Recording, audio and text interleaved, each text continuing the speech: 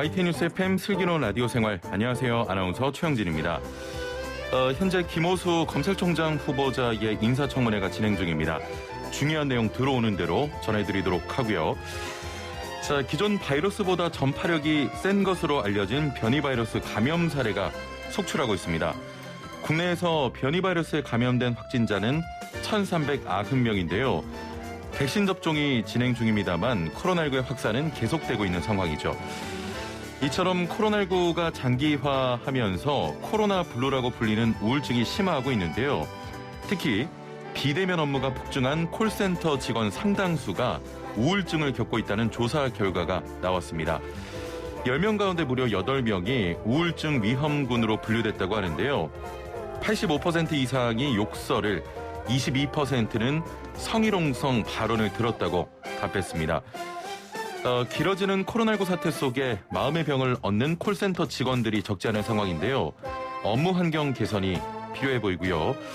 이들도 누군가의 가족입니다. 모두가 힘든 이때 그 무엇보다도 상대방을 존중하는 마음이 중요해 보입니다. 자, 오늘 1부는 슬기로운 자취생활 시간인데요.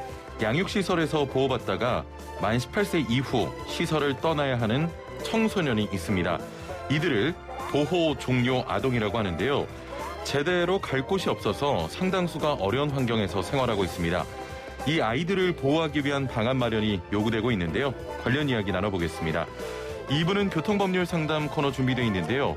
2019년 발생한 교통사고 사망자 중 400명 이상이 무단 횡단으로 인한 사고라고 합니다. 관련 내용 살펴보죠. YTN 뉴스 FM 슬기로운 라디오 생활 지금 바로 출발합니다. 네, 1부는 슬기로운 자취생활 시간입니다. 매주 수요일 우리 동네를 살기 좋은 곳으로 만들기 위해서 지역의회에서 어떤 일을 하고 있는지 알아보는 시간 가지고 있는데요. 아동 양육시설이나 공동생활가정, 가정위탁을 통해 보호받다가 만 18세 이후 시설을 떠나야 하는 보호 종료 아동. 자립할 수 있는 능력에 상관없이 모두 시설을 떠나 홀로 서기를 해야 하지만 제대로 갈 곳이 없어서 상당수가 어려운 환경에서 생활하고 있습니다. 이 아이들을 보호하기 위한 방안 마련이 요구되고 있는데요. 보호 종료 아동들의 상황과 지원 방안 살펴보고요. 보편적 복지제도의 불평등을 막기 위한 복지 기준선 조정 방안에 대해서도 함께 이야기 나눠보겠습니다. 자, 함께 말씀 나누실 분 모셔보죠. 경기도 의회 조재훈 의원 전화 연결돼 있습니다. 안녕하세요. 네, 안녕하세요. 예. 자, 전화 연결 감사드리고요. 바쁘십니까? 네. 차 세워놓고 지금 기다리고 있었습니다. 예. 코로나19가 장기화하고 있는데 요즘 좀 어떻게 지내세요? 빨리 코로나가 이렇게 잡히거나 면역이 일반화돼서 예. 마스크 벗는 날이 빨리 오길 바랍니다. 예. 대한민국을 저는 믿으니까요. 그렇습니다. 곧 올 거라고 봅니다. 예. 유튜브 보이는 라디오로 우리 의원님의 마스크 벗은 얼굴이 나와 있습니다. 많은 분들 함께 해주시고 굉장히 좀 활짝 웃고 계신데 훈남이십니다. 감사합니다. 자, 앞서도 보호 종료 아동에 대해서 언급을 했습니다만 자세히 설명을 좀 부탁드릴게요. 네, 이제 일반적으로 보호 종료 아동이라고 하면은 사람들이 모르는데요. 예. 그러니까 예전에 저희 성인들은 다 알 겁니다. 고아원이라는 곳이 있었고, 그 고아원을 이제 졸업하고 나오거나 이렇게 했잖아요. 거기서 케어를 받다가. 예. 지금은 이제 고아원이라는 게 없어졌어요. 예. 없으면서 이제 이렇게 소규모로 그 홈케어라고 하는데, 대체적으로 목사님이나 신부님이나 수녀님이나 이런 분들이 그 조그맣게 아파트 외진 곳에 싼 데를 1층을 얻어서 예. 그런 식으로 케어를 하고 있어요. 예. 7명씩, 10명씩 이렇게 남자 따로 여자 따로. 근데 얘네들을 이제 홈케어라고 합니다. 그러니까 그 그룹홈. 예. 근데 얘네들이 이제 그 고아원을 대신하고 있는 것이 잘게 쪼개져서 그 지역 곳곳에서 걔네들이 18살이 되면 그냥 이렇게 떼보내요. 예. 그러니까 물론 얘네들도 나름대로 준비를 하겠지만 18이면은 고3 졸업 나이거든요. 예.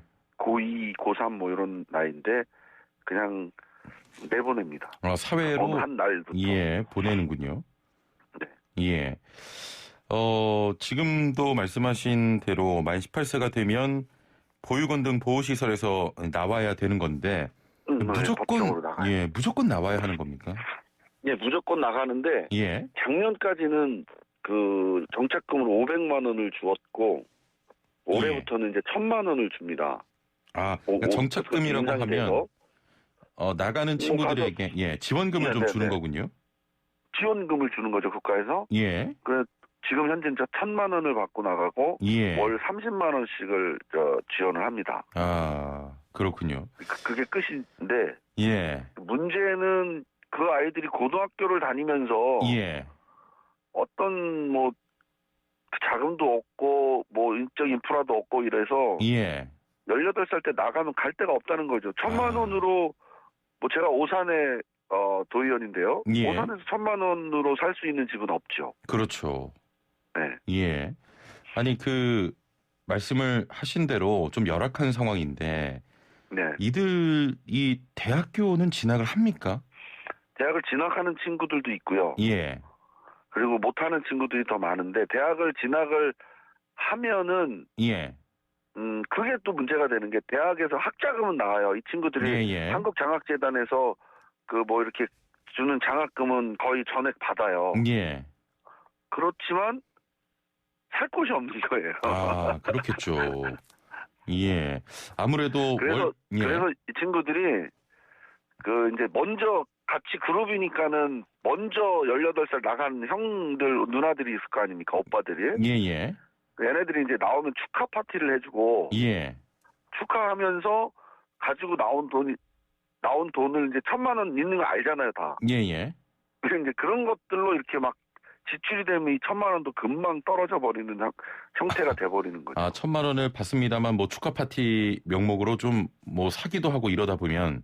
그렇죠. 뭐 선배들한테 선배들이 부르니까. 그리고 또 어떤 친구들은 이제 선배들한테 그거를 뭐 어찌 보면 떼인다 할까? 예. 그리고 일단 중요한 건 1,000만 원으로 아이들이 자립할 수 있는 공간을 만들 수가 없다. 예. 자, 만 18세면 제대로 취직조차 어려운 경우가 많은데. 그러니까요. 이 연령에 대한 조정이 좀 필요하지 않을까요? 제가 그래서 제가 이제 이 내용은 제가 한 올해 조금 꽤 전부터 도의원 되면서부터 그룹홈을 하시는 분들을 두 분을 제가 계속 그 뭐 좀 나름 돕고 지원도 연결하고 뭐 이렇게 해서 알고 지냈었거든요. 목사님하고 수녀님이셨는데 그분들이 이제 이런 얘기를 해주신 거예요. 그래서 그 지원을 연장하는 방안을 고민을 하다가 뭐 전부 다 국가에서 먹여 살릴 수는 없으나 그러니까 자립하기 전까지 사실은 고등학교를 다니면서 자립을 준비한다는 거는 말이 안 되잖아요. 그렇죠. 학생이니까. 그럼요. 근데 거기를 나와서 뭐 3년을 준비하든 2년을 준비하든 나갈 때까지 저는 어떤 공간이 필요하다고 판단을 한 거예요. 예. 지금 말씀하신 대로 그러면 여러 가지 이제 대안을 제시하셨을 텐데. 네네. 의원님께서 발의한 조례안 어떤 내용들 좀 담고 있습니까? 일단은 저는 이 아이들의 그 주거 공간에 포인트를 줬어요. 가장 뭐 필요한 거니까요. 그렇죠. 그리고 이 친구들이 왜 꼭 주거 공간이 필요하냐면 나가서 1,000만 원으로 그 금방 날렸다 치고 공간이 없으니까 그럼 어찌해서 선배들 방에 이렇게 끼어 살거나 그리고 아니면 이제 여자애들 같은 경우는 그조차 안 되면은 자기들끼리 막 이렇게 모텔을 전전하고 이러는 경우들이 발생하고 합니다. 그러니까 굉장히 큰 위험에 노출되는 거죠. 그럼요. 준비가 전혀 안 된 상태에서 어린 아이일 때 과정을 거치자마자 내보내니까. 그래서 저는 아이들의 고등학교 졸업과 동시에 이렇게 내보내지는 그런 상황에서 한 3년 정도 인큐베이팅의 공간. 어른이 돼야 자립을 준비할 거 아닙니까? 고등학생이 뭘 자립을 준비해요? 그래서 이제 어른이 돼서 자립을 준비하는 동안 필요한 그 시간 동안 공간을 저는 각 시군에서 경기도 조례로 해서 도어와 같이 해서 공간을 만드는 거죠. 뭐 그룹홈의 형태처럼 할 수도 있겠죠. 뭐 오산이면 오산시에 예. 뭐 한 두 군데 정도 여성 남성 따로 해야 되니까. 예. 그러면 뭐 아파트 1층을 뭐 임대하거나 뭐 이렇게 해서 그냥 그거를 아이들의 홈케어 공간으로 하고 이것을 지도하고 편달하는 것은 그룹홈을 했던 이제 신부님이나 목사님이 하면 되겠죠. 신녀님이나. 네, 뭐 이런 식의 그 제도를 해서 자립할 수 있는 인큐베이팅 기간이 꼭 필요하다. 이런 취지입니다. 그러니까 좀 정리하면 도가 건물이나 아파트를 좀 임대해서 지역센터를 설치하고 이 공간에서 우리 아이들이 거주도 하면서 미래를 좀 설계할 수 있는 취업교육이나 이런 걸 한다. 그렇죠. 예. 그걸 당연히 해야 해요. 지금 뭐 그러니까 제가 고등학생인데 3년 동안 공부하고 학교 다니면서 자립 준비를 할 수가 없잖아요. 예, 그렇습니다. 네. 그래서 이제 인큐베이팅, 자립할 수 있는 인큐베이팅 그 시간을 한 3년 정도 주자. 3년. 그 공간을 마련하자. 그리고 그 교육이나 이렇게 지도하는 분은 그 그룹홈에서 했던 분들을 뭐 일부 고용의 형태로 뭐 이렇게 할 수 있는 거죠. 예. 자, 그러면, 우리 아이들이 사회에 나와서 거주 공간을 구하고 일을 찾고 또 일상을 꾸릴 수 있도록 우리가 좀 어떤 역할을 해야겠습니까? 저희가 할 수 있는 역할은, 뭐, 범사회적인 역할이긴 한데, 일단 이 친구들도 어른이 될 때까지는, 그러니까 어른이 되어서도, 뭐, 20살을 어른이라고는 하지만, 우리는 일반적으로 어른이라고 안 보잖아요. 얘네들은 친구들은 특히 또 가정이 없고 밑에서 이렇게 후원해 줄 사람이 멘토 개념이 없어서 우리 사회가 그 친구들한테 관심을 가져야 된다고 봐요. 근데 지금은 대체적으로 이제 고아원이라는 말이 없어지면서 그룹홈이라고 하는데 그룹홈이라는 말을 아는 사람들이 거의 없어요. 그래서 근데 실질적으로 우리 사회가 좀 문제가 있잖아요. 예전에는 뭐 전쟁고아 뭐 이런 고아들이었는데 지금은 그냥 이혼하면서 이렇게 양육을 서로 미루다 그냥 오는 애들이 너무 많은 거예요. 저는 사회적으로 그런 그룹홈에 갈 만한 애들 안 만들어야 되는데 그거는 뭐 지금 현대 사회에서 불가능한 것 같고 그래서 아이들을 잘게 쪼개서 그룹홈으로 만들어놓은 제도는 저는 나쁘지 않다고 보는데 지원이 좀 열악합니다. 좀 너무 이제 많아진 거죠. 각 시군에 뭐 수원시 같은 경우는 한 7, 8개 되겠죠. 오산에도 2개, 3개니까. 근데 이제 지원에 너무 많다 보니 관리 지원에 이제 어려움이 있는 거죠. 자, 우리 그 보호 종료 아동을 위해서 열심히 또 띄워주고 계신데 마지막으로 애청자분께 앞으로 어떤 좀 활동하겠다 이런 포부 있으시면 마지막으로 한마디 해주시길 바랍니다. 뭐 얘기를 해도 되는지 모르겠네요. 말씀하시죠. 제가 이제 그 도의원을 2번째 하면서 많은 상임위를 농정해양위도 거쳤고 교육위원회도 거쳤고 건설교통위원장도 제가 했고요. 그리고 지금 이제 보건복지위원회에 있는데 뭐 이제 의도적으로 여러 곳을 경험을 했어요. 한 군데 오래 있지 않고 여러 곳을 경험을 했으니 이제 지방자치단체에서 이 경험한 바들을 훈련하고 공부한 바들을 이렇게 지방자치단체에서 실질적인 그 생활을 해서 펼쳐보고 싶어요. 알겠습니다. 그리고 아무튼 제가 그쪽으로 열심히 하겠습니다. 우리 청취자 여러분들 코로나 조심하시고 건강 많이 잘 챙기시고요. 그리고 조금만 더 방역 철저하게 견디면 곧 멀지 않은 마스크 벗고 웃는 날이 올 거라고 믿습니다. 알겠습니다. 아이들이 보호 속에서 자립 기반을 마련할 수 있도록 또 열심히 일해 주시길 바라겠습니다. 오늘 말씀 감사합니다. 네, 감사합니다. 자, 지금까지 경기도의회 조재훈 의원과 함께했습니다. 네, 오늘 퀴즈를 드리기 전에 유튜브 보이는 라디오와 그 앱에서 YTN 라디오 애플리케이션 작동이 잘 안 된다 이런 댓글이 올라오고 있는데요.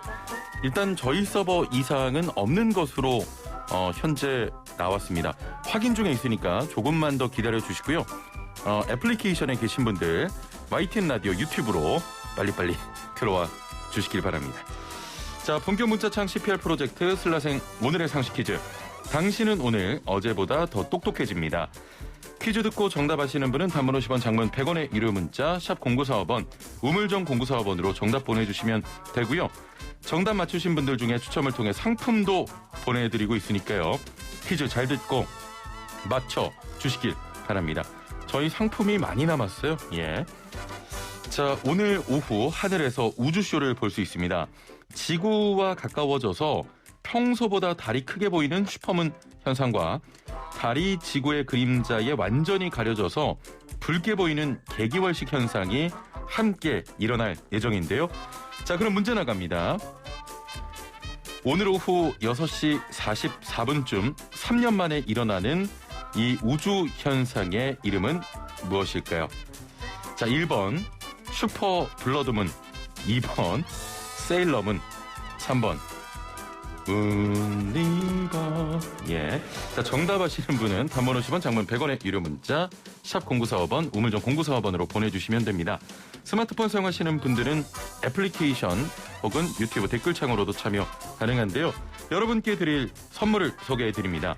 정직한 건강식품 전문점 백세라이프에서 활력소 침향 청심단 3천 선물 세트와 로얄 아르간 커넬오일 선물 세트, 영화 드라마 예능 다큐멘터리 애니메이션을 무제한 감상할 수 있는 왓챠에서 프리미엄 1개월 이용권, 요리하는 천하장사 박강덕의 감칠맛 나는 국물 해물 디포리 다시팩, 88년 전통의 이탈리아 명품 커피 일리커피에서 프리미엄 스틱 원두커피 세트, 해썹 인증받은 7분 밀키트 1000명 시식평가단이 만든 은큼 떡볶이에서 떡볶이 키트 3팩, 착한 세제를 만드는 소다스쿨에서 베이킹 소다 선물 세트, 익산 함나 베델목장에서 직접 짠 신선한 원유로 정직하게 만든 목장형 플레인 수제 요거트 착한 요구르트를, 농장에서 직접 재배한 채소를 사용한 맛있는 한 끼 마곡 테이블에서 2인 식사권을 드립니다.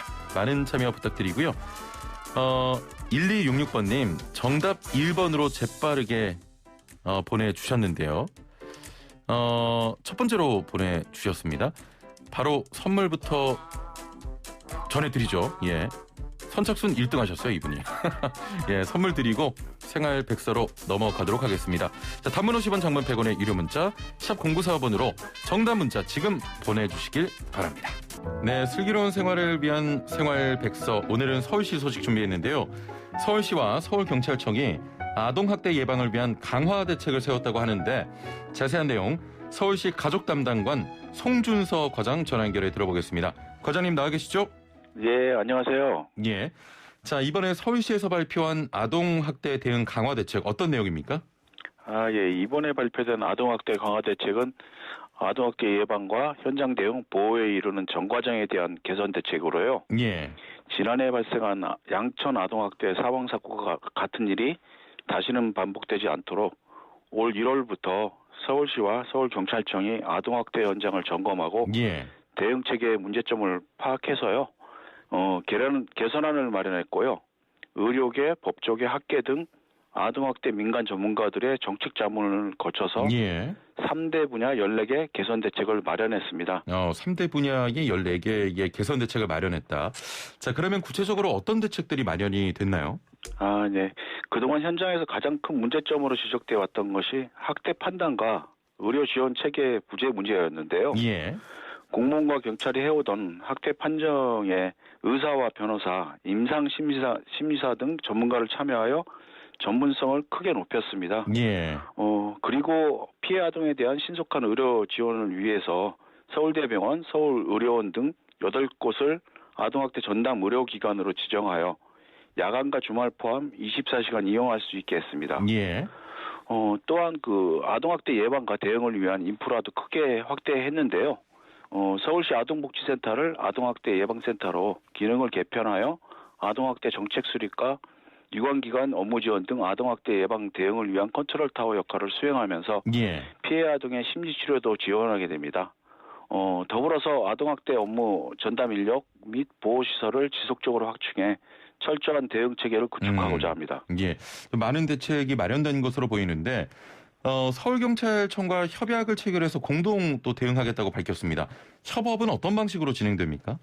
네, 서울시와 서울경찰청은 앞서 말씀드린 전담 의료기관 지정 운영, 학대 판정 체계 구축을 공동 수행할 뿐만 아니라 예. 복지사각지대 아동에 대한 전수조사를 정례화하여 위기 아동을 조기에 발견하고 시민인식 개선을 통한 아동학대 신고 활성화 등을 함께 추진하여 예방부터 보다 촘촘한 사회 안전망을 구축해 나갈 예정입니다.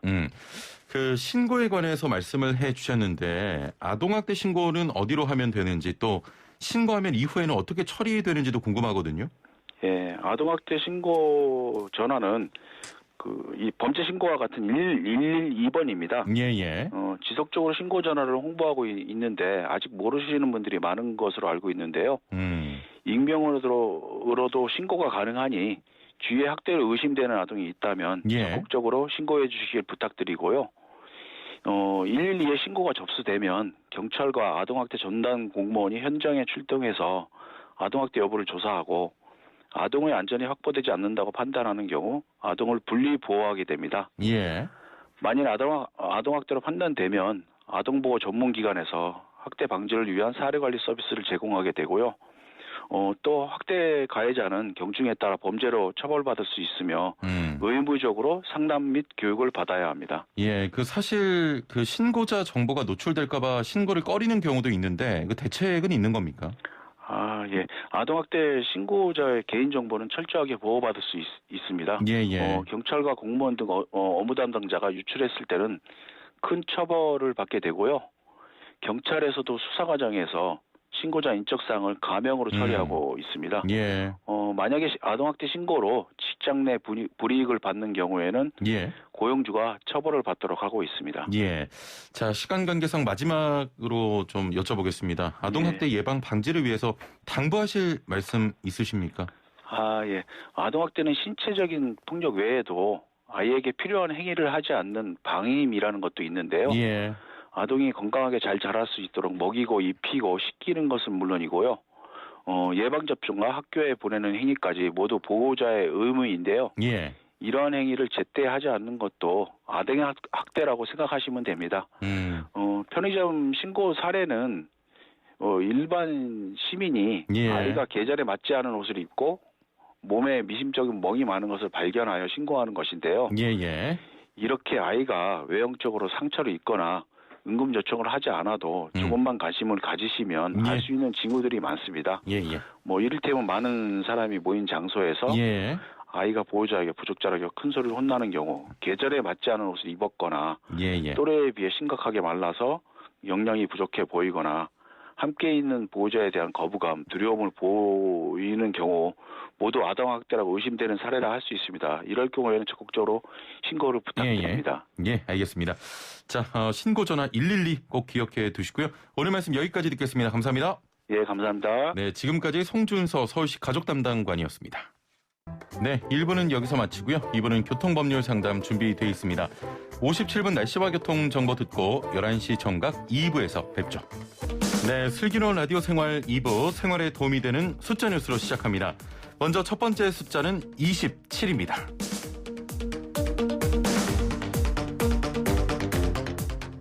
네, 내일인 27일부터 네이버와 카카오 앱으로 코로나19 자녀 백신을 조회하고 당일 예약으로 접종도 받을 수 있게 됩니다. 해당 기능은 내일 오후 1시부터 각 앱에서 개통되고요. 인근 병원이나 의원에서 발생한 아스트라제네카 백신의 잔여량을 실시간으로 확인할 수 있습니다. 한편 김부겸 국무총리가 6월부터 백신 1차 접종자는 직계가족 모임 인원 제한에서 제외되고 7월부터는 야외에서 마스크를 벗을 수 있게 된다고 밝혔는데요. 이뿐만 아니라 접종 완료자는 7월부터 사적 모임이나 식당, 카페, 결혼식장 등 인원 제한에서 제외됩니다. 또 국민 70% 이상이 1차 접종을 마치는 9월 말 이후에는 방역 기준을 전면 재조정하겠다고 밝혔는데요. 자, 마스크를 벗을 날 진짜 머지않은 것 같습니다. 조금만 더 힘을 내시죠.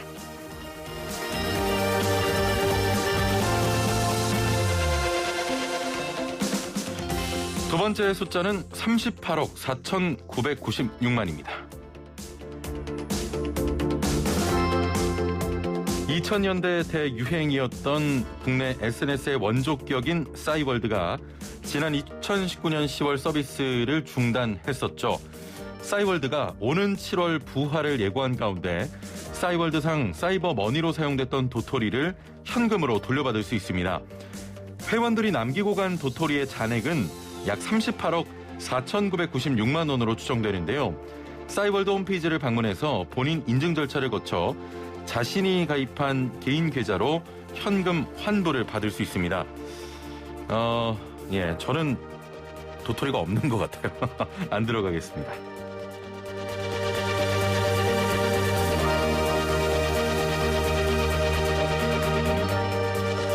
세 번째 숫자는 11입니다.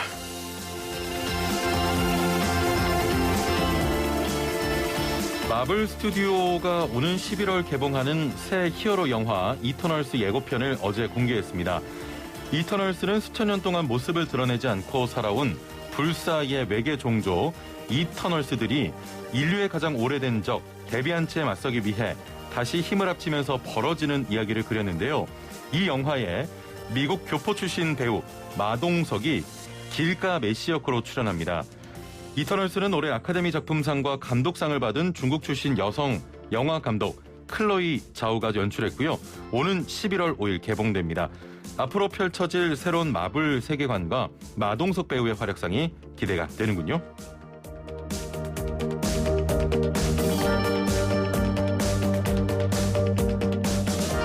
네, 마지막 숫자는 3입니다.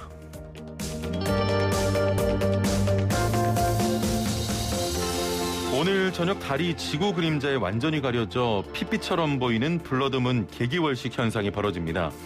오늘은 가장 큰 보름달이 뜨는 날이면서 2018년 이후 3년 만에 개기월식이 동시에 일어날 예정인데요. 이 현상을 슈퍼 블러드문이라고 부릅니다. 월식은 오후 6시 44분쯤 왼쪽이 가려지는 부분 월식으로 시작해서 오후 8시 9분쯤 달 전체가 지구 그림자 속으로 완전히 들어가는 개기월식이 일어납니다. 국립중앙과학관과 국립과천과학관 등 국내 과학관이 오늘 유튜브로 월식 현상을 생중계한다고 하니까요. 참고하시길 바랍니다. 지금까지 생활에 도움이 되는 숫자 뉴스였습니다. 네, 슬기로운 라디오 생활. 이어서 도로비 사건 사고들을 당황하지 않고 해결해 줄 수 있도록 도와드리는 교통법률 상담 준비되어 있습니다. 2019년 일어난 전체 교통사고 사망자 3,300여 명 중에 3분의 1이 넘는 1,300여 명이 보행자였고요. 그중에서도 456명은 무단횡단으로 인한 사망자라고 합니다. 음주운전 교통사고 사망자 수가 약 300명 정도라고 하니까요. 무단횡단으로 인한 교통사고 정말 무시할 수 없는 수준인데요. 무단횡단 교통사고와 관련된 내용 자세히 짚어보겠습니다. 자, 함께 말씀 나눌 분 모셔보죠. 교통사고 전문 변호사입니다. 정경일 변호사와 함께하겠습니다. 안녕하세요. 네, 안녕하세요. 예, 굉장히 오랜만에 뵙네요. 아, 네, 오랜만에 보니까 예. 또 직접 볼 수도 있네요. 그러니까요. 네. 정말 오랜만에 뵙는 것 같아서 혹시 네네. 저희가 퀴즈 낼 때도 계셨나요? 낼 때, 네, 제가 틀리기도 했습니다. 질문을 잘못 주기도, 힌트를 잘못 주기도 하고 그때 또 그랬습니다. 경험이 있으시군요. 네, 예, 그때의 경험을 다시 한번 살려서 네, 오늘 분발하겠습니다. 멋진 힌트를 네네. 부탁드리겠습니다. 자, 여러분께 드릴 퀴즈 다시 한번 전해드립니다. 오늘 오후 하늘에서 우주쇼를 볼 수 있습니다. 지구와 가까워져 평소보다 달이 크게 보이는 슈퍼문 현상과 달이 지구의 그림자에 완전히 가려져 붉게 보이는 개기월식 현상이 함께 일어날 예정인데요. 자, 그럼 문제 나갑니다. 오늘 오후 6시 44분쯤 3년 만에 일어나는 이 우주 현상의 이름은 무엇일까요? 1번 슈퍼 블러드문, 2번 세일러문, 예. 3번 문리버 와더 테너만. 예. 예, 처음에 질문 듣고 상당히 긴장했는데. 예. 네, 그 선택지를 보고 상당히 안심을 했습니다. 예. 네네. 자, 정답 아시는 분은 단문 50원, 장문 100원의 유료 문자 샵 0945번, 우물정 0945번으로 보내주시면 되고요. YTN 라디오 애플리케이션 또 유튜브 댓글창으로도 참여 가능합니다. 혹시 네. 힌트가 가능하시겠습니까? 뭐 힌트 안 줘도 될 사안으로 보입니다. 아, 피해 가시는 우리 겁니까? 아나운서님이 힌트를 다 주셔가지고. 예. 제가요? 예. 선택지에서 벌써 힌트가 보였습니다. 아, 그렇군요. 네네네. 예. 힌트 패싱 하시겠다. 패싱을 하려고 하는 게 아니라 좀 이제 정답과 정답 아닌 것이 너무가 큰 괴리감이 있어가지고. 그렇네요. 오늘 보기에는 유독 좀 괴리가 있습니다, 사실. 예. 자, 문자 몇 개만 소개해드리고 가죠. 6612번님. 정답 보내주시면서 코로나로 너무 힘듭니다. 힘든 분들 많으시죠? 다들 파이팅 합시다라고 하셨는데요. 희망의 문자 감사드리고요. 선물 드립니다, 이분. 2829번님. 저 선물 안 보낼랍니다. 저 이제 안 보낼랍니다. 왜 이렇게 안 뽑아주세요? 라고 투정 섞인 문자를 보내주셨는데 이분 드릴까요? 변호사님? 네, 지금 이렇게 말이 나오고 또 불만도 가지시니까 위로해 주는 차원에서 드리시는 게 맞는 것 같습니다. 선물 드립니다, 이분. 네. 예. 3037번님. 슬기로운 라디오 생활 사은품 꼭 받아보고 싶어요. 새싹 청취자라 그래서 처음 저희 쪽에 문자 보내신 분인데 이분 드릴까요? 어떻게 할까요? 네, 이분도 주십시오. 알겠습니다. 감사합니다. 예, 많은 참여 계속해서 보내주시고요. 자, 본격적으로 이야기 좀 나눠보겠습니다. 네네. 며칠 전에 음주운전 차량이 작업 중이던 인부를 들이받아서 노동자가 숨지는 사고가 발생했는데 오늘 아침에 뉴스 보니까 법정 구속이 됐더라고요. 네네. 음주운전 사고 이렇게 대부분 법정 구속이 되는 겁니까? 통상적으로 음주운전 교통사고라고 무조건 구속되는 건 아니고 오히려 예외적으로 구속됩니다. 음주운전으로 사람이 사망했을 경우. 예. 그런데 지금 뉴스에서는 마치 구속이 안 되는 게 구속됐다는 취지로 읽히는데 당연히 구속될 게 구속된 사안입니다. 아, 그렇군요. 네, 다른 범죄와 달리 음주운전 같은 경우에는 어떤 피고인에 대한 방어권 보장 큰 의미가 없습니다. 불법적 형상으로 다 나타나기 때문에 도주로 증거인멸 우려, 범죄의 중대성, 재범 우려성, 피해자에 대한 위해 이런 부분에 대해서 큰 문제가 되지 않기 때문에 사람의 생명을 침해했기 때문에 원칙적으로 구속되는데 다만 오히려 교통사고 같은 경우에는 가해자도 다치는 경우도 있습니다. 또 피해자와 합의도 해야 되는 부분도 있기 때문에 이런 부분 때문에 오히려 경찰에서 적절한 시간을 주면서 불구속 수사를 하는 경우도 있는데 구속할지 불구속할지는 피해자 의사를 물어가지고 여기에 대해서 구속을 해야 된다면 구속하는 게 마땅하죠. 예. 자, 당시 가해자의 혈중 알코올 농도가 면허 취소 수준이었다고 하는데요. 어떤 처벌을 받게 됩니까? 네, 면허 취소 수준이라는 말은 정상적인 상태에서 운전이 곤란한 즉 윤창호법 적용 대상이 되는 사안입니다. 그리고 사람을 사망했기 때문에 무기 또는 3년 이상의 징역형이 처해집니다. 예. 그렇군요. 저희도 음주운전 사고 여러 번 다뤘고 윤창호법 등 사회적 경각심을 가지기 위한 방안도 계속 마련되고 있는데 또다시 안타까운 이런 사고가 발생했습니다. 처벌이 약하다 이런 지적도 있는데 어떻게 보세요? 네, 맞습니다. 방금 이야기한 것처럼 윤창호법 자체는 사망의 경우 무기 또는 3년 이상 징역형이 처하도록 법에는 정해져 있습니다. 살인죄의 경우에도 사형 무기 또는 3년 이상의 징역형입니다. 사형이 지금 97년도부터 시행이 안 되기 때문에 살인죄나 윤창호법 사망이나 법에서 정한 형은 같습니다.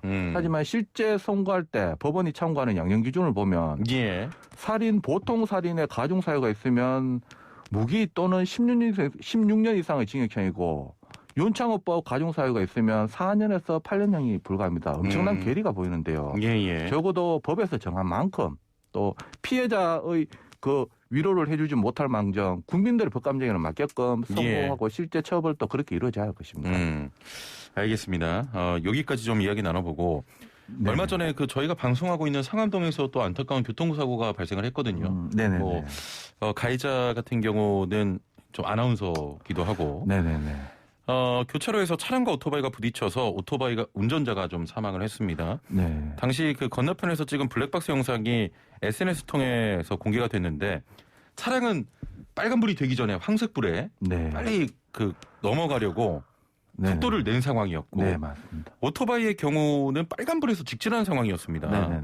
이런 상황이 발생했을 때 물론 아나운서도 본인의 과실이 있다 이렇게 밝히기도 했습니다만 법적으로 어떻게 처리되는 겁니까? 사실 교통사고는 신분 나이 이하를 막론하고 누구한테는 일어날 수 있습니다. 또 이번 사건 황색 신호도 교차로 진입 전에 정지선이 있다면 그 정지선을 정지해야 됩니다. 예. 그런데 황색 신호 빨리 진행하려다 한다. 신호 위반에 해당되거든요. 빨간불 당연히 신호 위반이고 둘 다 신호 위반에 해당됩니다. 다만 그래도 황색 신호 같은 경우에는 다소 참작할 여지가 있기 때문에 과실 비율에 대해서 어느 정도는 유리는 하겠습니다. 하지만 이번 사건 또 성급히 진행하려다 다소 빠르게 진행한 부분도 있어서 과실 비율을 따진다면 승용차 과실이 한 50에서 플러스 마이너스 한 10% 정도 있어 보입니다. 예. 그렇게 되면 이번 사안 같은 경우는 처벌은 어떻게 될까요? 예, 결국 교통사고 처리 특례법에 따라서 사망의 경우 5년 이하의 금고 또는 2천만 원의 벌금형이 처해지는데 사안 자체가 복잡한 게 아닙니다. 심각한 사건일 뿐이죠. 이 건에 대해서 피해자와 원만히 합의한다면 집행유예가 예상되고 합의를 못하면 실형 선고 받을 가능성도 많습니다. 아, 그렇군요. 알겠습니다. 자, 아무튼 뭐 음주운전 절대 안 되겠고 좀 과속하는 것도 하면 안 되겠습니다. 일반적으로 그 무단횡단이라고 하면 신호 무시하거나 횡단보도가 없는 곳에서 길을 건너는 걸 얘기하는데 법적으로도 이렇게 정해진 겁니까? 네, 법에도 도로교통법 10조에 보면 도로의 횡단 방법 정해져 있습니다. 뭐 이 부분에 대해서 좀 구체적으로 이야기된다면 횡단보도, 지하도, 육교나 그 밖의 도로 횡단 시설이 설치되어 있는 도로에서는 그곳으로 통행해야 되고 또 시골길과 같이 횡단보도가 설치되어 있지 않는 곳에서는 가장 짧은 거리로 도로를 횡단할 수 있다라는 규정을 두고 있습니다. 이와 같은 규정을 위반한 경우 뭐 무단횡단이라고 대부분 이야기할 수 있겠죠. 무단횡단 처벌은 어떻게 됩니까? 네, 처벌 자체가 상당히 약한데 도로교통법 157조는 무단횡단 보행자에 대해서 20만 원 이하의 벌금 구류 과료에 처하도록 정해져 있습니다. 하지만 실제로 뭐 벌금형 선고하지도 않고 대부분 범칙금, 무단횡단 유형에 따라서 2만 원에서 3만 원 부과되는 게 다예요. 그래서 범칙금 액수가 이게 어떻게 본다면 그 무단횡단했을 때 얻는 이득, 그 편리성이나 귀찮음 그런 부분을 방지하는 그 이득보다도 더 적습니다. 그래서 범칙금 자체를 상향시킬 필요성이 있어 보입니다. 범칙금을 좀 올려야 된다. 네네, 많이 올려야 됩니다. 그 무단횡단 교통사고가 발생하면 운전자 과실로 재판을 받거나 이런 상황을 더 많이 보게 되는 것 같은데 맞습니다. 왜 그런 겁니까? 네, 결국은 운전자 입장에서는 아니 나는 정상 신호에 따라서 속도시키고 갔는데 갑자기 사람이 뛰쳐나와가지고 내가 사고 냈으면 무단횡단자 잘못 아니냐 이렇게 많이 억울해하세요. 물론 맞습니다. 무단횡단자가 잘못한 건 맞지만 이와 같이 무단횡단하는 사람이 보인다면 차도 멈출 수 있으면 멈춰야 됩니다. 그 멈추지 못한 부분에 대해서 과실이 주어지는 것입니다. 그렇기 때문에 결국 본인이 100% 잘못해서 뭐 어떤 과실이 주어지고 형사처벌 받는 게 아니라 무단횡단자를 발견했는데 피하지 못한 부분 여기에 대해서 뭐 일부 과실이 주어지는 것이고 일부 과실이 있더라도 형사처벌 받게 되는 것입니다. 좀 다른 이야기입니다만 갑자기 무단횡단 뭐 이런 사고 이야기하니까 갑자기 좀 생각이 났는데 최근 그 초등학교 아이들 사이에서 민식이법 놀이가 좀 유행한다고 하더라고요. 이거 어떻게 뭐 처벌하거나 그런 방법이 없습니까? 이게 저도 먼저 이 부분에 대해서 이야기를 한다면 무단횡단의 가장 나쁜 형태로 이야기를 할 수는 있겠는데요. 또 민식이법 놀이 이게 과연 놀이라고 명칭이 언제부터가 정해졌던데 저도 뭐 여기에 대해서 그걸 전제로 또 민식이법 놀이가 유행한다는 걸 전제로 심각하다는 걸 전제로 인터뷰에 응해 왔었는데 과연 이와 같은 명칭을 정하는 게 맞는지 유행하는 게 맞는지에 대해서 먼저 사실 검토가 좀 필요하고 물론 이와 같은 행위 자체는 해서는 절대로 안 되죠. 그렇죠. 이와 같은 행위에 대해서 아이이기 때문에 아이는 또 사실 범칙금 부과하기도 힘들 것이에요. 자, 그 무단횡단 계속 이야기 나눠보죠. 무단횡단의 경우에 과실 비율은 어떻게 나눠집니까? 네, 통상적으로 무단횡단자의 과실이 더 크다라고 대부분 생각 많이 하시겠는데요. 그렇지 않습니다. 무단횡단자의 과실이 상당히 적습니다. 오히려 운전자의 과실이 더 크거든요. 아, 그래요? 네. 뭐 지금 보통 편도 2차로 같은 경우에 무단횡단 하더라도 운전자 과실이 한 20에서 30% 정도, 35% 정도밖에 되지 않습니다. 그리고 또 도로에 누워있다 하더라도 운전자의 과실이 오히려 60%이고 누워있는 자의 과실이 40%에 지나지 않습니다.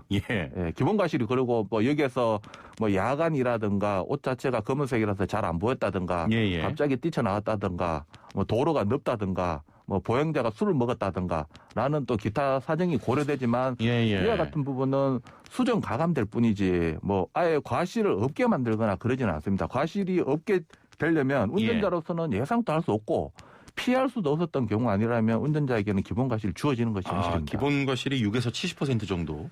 네네. 일단 사안마다 다르지만 또 이런 경우는 있습니다. 빨간불 무단횡단 같은 경우는 그래도 보행자의 과실을 기본 과실 한 50 이상 60%까지 보기도 합니다. 그리고 또 고속도로, 자동차 전용 도로 같은 경우에는 무단횡단자를 전혀 예상할 수 없는 구간이기 때문에 운전자 기본적으로 무과실로 보기도 합니다.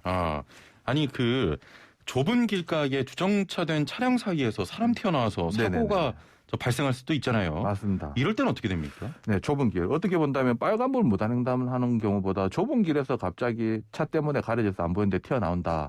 운전자 입장에서는 피하기가 더 어려워요. 이 부분에 대해서는 주정차된 차량이 불법 주정차됐다면 불법 주정차된 차량에게도 한 20% 정도 과실 책임 물을 수 있을 것이고 그 외에는 다른 기타 무단횡단자보다도 튀어나왔을 때 그러니까 그 보행자가 보였을 때부터 운전자가 피할 수 있냐 없냐 이 부분이 과실비율 판단하는데 관건이 될 것입니다. 그렇군요. 알겠습니다. 아름지은 아빠님께서 저도 민식이법 놀이 당한 적 있어요. 좁은 길을 가는데 차 사이에서 주차된 차 사이에서 아이 얼굴이 슬쩍 튀어나오길래 거북이 마냥 기어가고 있었거든요. 지나가니까 애가 튀어나와서 멈췄더니 애가 갑자기 제 본네트 위로 점프를 해서 부딪히더라고요. 소리 지르니까 막 저를 놀리면서 도망갔다고. 네. 이건 문제인데요. 이게 웃어야 될지 울어야 될지 어떻게 본다면 그 민식법이라는 것이 운전자의 처벌을 강화해서 어린이의 생명과 안전을 지키기 위해서 만든 것인데 지금 뭐 주객이 전대되는 상황인데 이런 현상이 진짜 빈번하게 일어난다면 심각한 사회 현상입니다. 하지만 사실 민식이법 시행되기 전에도 뭐 같은 비유는 아니겠지만 50년대 따진다면 미군 차량 뒤에 막 쫓아가는 어린이도 있었고 또 강력차 연기 나오는 흰 연기 나오는 차 뒤에 쫓아가는 어린이들도 있었고 저 소독차 뒤에 연기 나오면 맞습니다. 제가 그 따라가는 친구들 중에 대장 역할을 했던 것입니다. 그렇습니까? 그때 기억나네요. 네, 그런 식으로 어떻게 본다면 아이들이 차에 대해서 어떤 또 안전교육이 제대로 이루어지지 않기 때문에 이런 현상이 일어나는 것이지 이거를 뭐 어떤 특정 법에 대해서 뭐 심각한 문제다 해서 또 부정적인 측면만 비춰기에는 좀 무리가 있지 않나 하는 생각이 듭니다. 그렇군요. 근데 또 이게 어떻게 보면 사고로 또 이어질 수도 있는 부분이니까요. 네, 맞습니다. 도로에서 장난치다가 결국은 교육이 가장 중요하죠. 그러니까 사고 난다 하더라도 여기에 대해서는 아이가 전적인 책임을 진다라는 것을 학교나 부모님들이 철저하게 각인시켜 준다면 이런 어떤 행위 하지 않을 것으로 보입니다. 자, 단문 50원, 장문 100원의 유료 문자 샵 0945번으로 교통법률 관련해서 상담 보내주시면 저희가 바로 해결해 드리도록 하겠습니다. 유튜브 댓글창 또 YTN 라디오 애플리케이션 댓글창으로도 참여 가능합니다. 4863번님께서는 신호등 있는 횡단보도에서 횡단하다가 사고가 났습니다. 5m 정도 날아갔다고 하는데 사실 저는 사고 직전 1, 2분간 기억도 날아가 버렸습니다. 상대방 운전자는 자기는 신호에 따라 진행했다고 합니다. 결국 제가 신호 위반한 것으로 되는 건가요? 기억도 안 나고 답답합니다라고 하셨네요. 정말 답답하시겠네요. 어떻게 본다면 이 부분에 대해서 본인이 기억난다면 뭐 어떤 대처를 하겠는데 기억 못한다. 그래도 그 상대 차량 블랙박스 영상이 있으니까 누가 신호 위반했는지는 확인될 거예요. 아니면 CCTV로도 확인될 거예요. 거기에 따라서 정리가 될 것으로 보이는데 블랙박스도 없고 CCTV도 확인이 안 된다. CCTV가 돌아가는 CCTV도 많습니다. 요즘에. 딱 그 사고 현장을 비추지 않고 딴 데 비춰가지고 못 보는 경우도 있는데 결국 그렇게 된다면 보행자는 자신이 신호 위반 안 했다는 주장을 할 것이고 운전자는 자신은 신호에 따라 진행했다라고 주장할 것인데 그러면 제3자가 어떻게 판단할 것이냐가 문제될 것인데 형사재판에서는 결국 이게 판명이 안 되기 때문에 운전자에게 유리하게 신호 위반 아닌 것으로 처리해버립니다. 그래서 보험 처리가 끝나버리고. 근데 민사재판에서는 또 반대로 자동차 손해배상 보장법이 적용되기 때문에 반대가 됩니다. 오히려 운전자가 자신의 무과실을 입증해야 되는데 입증을 못하기 때문에 보행자가 신호 위반 안 한 것으로 정리가 될 것입니다. 그래서 형사재판에서는 운전자에게 유리하게, 민사재판에서는 보행자에게 유리하게 판결이 나올 것으로 예상됩니다. 알겠습니다. 자, 5824번님. 저는 자동차 녹색 신호 확인하고 운전했습니다. 횡단번호 신호가 보행자에게는 빨간불이었는데 아저씨가 무단횡단했고 저는 미처 못 피했습니다. 다행히 크게 다치지 않았고 미안하다고 아저씨가 저에게 사과했습니다.만 혹시나 해서 아저씨에게 연락처를 알려줬습니다. 역시나 다음날 몸이 안 좋다며 병원 가야 하는데 보험 처리해달라고 합니다. 꾀병 같기도 하고 한데 어떻게 해야 됩니까? 라고 하셨네요. 어떻게 본다면 그 당시 사고 상황은 애청자님이 가장 잘 아실 거예요. 정말 터무니없는 뭐 꾀병을 부린다라고 한다면 차라리 경찰에 신고하셔가지고 보험 사기 부분에 대해서도 적극 수사해달라 말하는 게 맞고 부딪힌 게 맞다면 사실 그 당시에는 경황이 없고 사람이 안 아플 수도 있어요. 잡으면 아픈 경우도 있으니까 그런 경우는 이제 애 팀장님이 판단하셔야 되는 부분이고 또 억울하시는 부분이 이제 본인은 정상적으로 진행했는데 무단횡단 때문에 나도 억울하다라고 생각하겠지만 운전자분이 조심해야 될 부분입니다. 왜냐? 보통 무단횡단자는 무단횡단한 잘못만 있지만 운전자는 무단횡단한 보행자를 쳐서 다치게 한 잘못이 있는 거예요. 결국은 본인이 운전을 조심했다면 사고가 나지 않지 않느냐라는 부분이 법원이나 경찰이나 보험사의 기본적인 취지입니다. 알겠습니다. 시간이 어느덧 이렇게 됐네요. 오늘 말씀 여기까지 듣겠습니다. 감사합니다. 감사합니다. 지금까지 정경일 변호사와 함께했습니다. 6118번님께서는 내일은 백신 맞는 날 곧 친구도 만나고 여행도 할 수 있겠죠 하셨는데 그럼요. 걱정 마시고 백신 잘 맞으시고요. 이제 머지 않았다 이런 생각이 듭니다. 오답 퍼레이드가 펼쳐졌어요. 4774번님 슈퍼 블루 더문 9711번님 슈퍼 블러디문 6915번님 슈퍼 개기월식 잠깐만요. 여기 정답이 뭐였죠? 잠깐만 이거 오답 보니까 내가 헷갈려. 1번 슈퍼 블러드문입니다. 9094번님 허니문 하셨고 6312번님 슈퍼 블러드문 하시면서 저 문자 보내려고 휴게소 들렀습니다. 커피 한 잔 마시면서 잠시 쉬어가려고 합니다. 당첨되길 바라봅니다. 라고 하셨네요. 커피 한 잔 하시면서 저희 슬기로운 라디오 생활 들으신 것 같은데 힘들면 잠시 쉬어가시고요. 당첨되셨습니다. 선물 드리죠. 6197번님 오늘도 듣고 있어요. 오전 방송 중에 제일 흥미있고 유익합니다. 이런 문자 받으면 힘과 용기가 샘솟죠. 선물 드립니다. 대장군 용비님께서 최영진 아나운서 너무 잘생겨서 보기 싫으네요. 이동형처럼 적당히 좀 생겨야 볼만 나는데. 그렇죠. 제가 뭐 얼굴은 그래도 이동형 작가보다 좀 낫겠죠. 자, 오늘 보내신 분들 중에 추첨 통해서 선물 드리고요. 자, 카를라 브루니의 문리버 전해드리면서 인사드립니다. 오늘도 안전한 하루 보내시고요. 내일 뵙죠. 최영진이었습니다. 고맙습니다.